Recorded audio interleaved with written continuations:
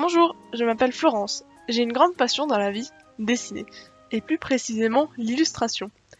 Je dessine depuis toute petite et j'ai toujours voulu devenir illustratrice, web designeuse et tout ça. C'est pour ça que je suis dans une école d'art appliquée aujourd'hui. Pour la fin de l'année, on a dû faire un projet personnel et j'ai eu la bonne idée de mélanger apprentissage et passion pour donner ça.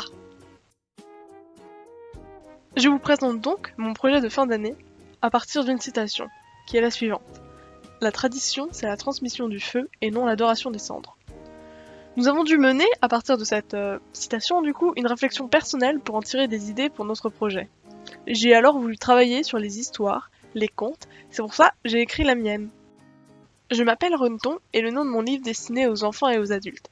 Il raconte l'histoire d'un jeune renardeau se nommant Renneton qui rentre à l'école et qui est un peu triste parce qu'ils ont étudié en classe l'histoire du Moyen-Âge et ils ont alors rencontré l'ancêtre de Renneton. Malheureusement, il n'a pas une bonne réputation. Il est alors décrit comme sournois, pas digne de confiance et méchant, ce qui blesse beaucoup notre petit renard qui ne veut plus en être un.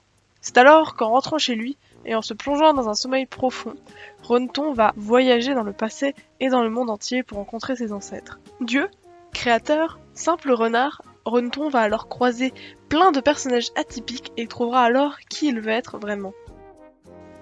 Dans mon travail, il y a 3 aspects importants. Tout d'abord, l'histoire. J'ai choisi de faire un livre autour du renard, car c'est un animal présent sur tous les continents du monde. Il est assez intrigant avec son pelage roux, et ça mène alors à de nombreuses croyances sur les renards. Des légendes dans chaque grande région ont vu le jour. J'ai fait le choix d'en mettre des connus, comme les légendes japonaises avec les démons renards ou bien la déesse Inari, de même pour Loki, et d'autres moins connues comme les légendes inuites ou quechua, sur les renards. Avec cet aspect, j'invite alors les lecteurs à voyager et à découvrir de nouveaux contes et légendes, et j'y glisse aussi quelques références pour les plus avisés. Ensuite, le deuxième aspect, il s'agit de l'illustration. Il va de pair avec l'aspect historique, car il fait découvrir différents arts. J'ai voulu faire une histoire avec plusieurs styles graphiques, j'ai donc utilisé mon propre style pour dessiner le personnage principal, car ce sont des dessins uniquement sur ordinateur pour rappeler notre temps avec le multimédia et la modernité. Puis un style japonais au travail sur papier et à l'encre de Chine uniquement pour rappeler la calligraphie et les estampes, du dessin sur tissu pour évoquer les civilisations amérindiennes, du dessin sur bois qui était le matériau principal utilisé chez les Vikings, et du dessin sur du parchemin pour essayer d'imiter la gravure sur bois.